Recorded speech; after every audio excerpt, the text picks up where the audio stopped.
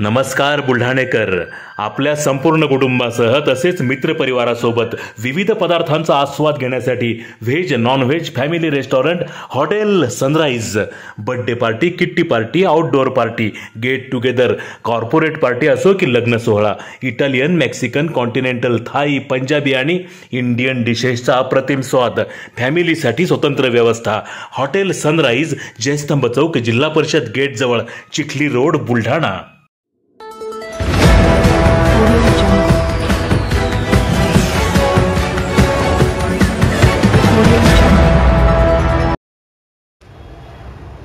जातीनिहाय जनगणना करण्याचा निर्णय हा राहुल गांधींचा विजय. हर्षवर्धन सपकाळ. देशभरात जातनिहाय जनगणना करण्याची मागणी राहुल गांधींनी सातत्याने लावून धरली होती. सपकाळ.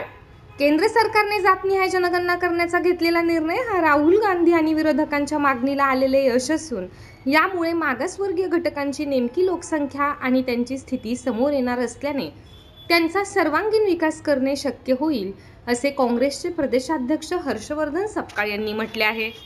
मात्र मोदींच्या इतर आश्वासनाप्रमाणेच हे आश्वासन केवळ निवडणुकीपुरता जुमला ठरू नये ही अपेक्षाही श्री सपकाळ यांनी व्यक्त केली आहे. केंद्र सरकारचा जातीनिहाय जनगणना करण्याचा निर्णय हा राहुल गांधींचा विजय आहे.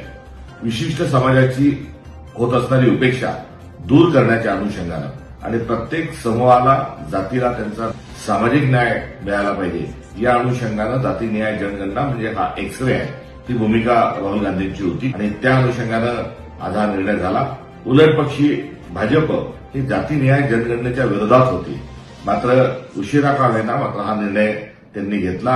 आम्ही त्याचं स्वागत करतो. मात्र यासोबतच 50% कमाल आरक्षणाची मर्यादा ही वाढवावी ही देखील आमची मागणी आहे. त्याची अर्थसंकल्पीय तरतूद त्यांनी केलेली नाही, ती तरतूद लवकरात लवकर त्यांनी करून घ्यावी आणि इतर आपल्या घोषणांचे जे जुमले झाले तसे या बाबतीत होणार नाही अशी अपेक्षा बाळगतो.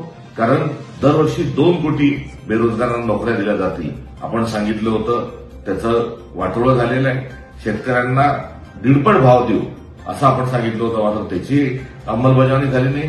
काळं धन वापस येईल ते आलेलं नाही. प्रत्येकाच्या खात्यात 15 लाख रुपये टाकू ते टाकलं गेलेलं नाही.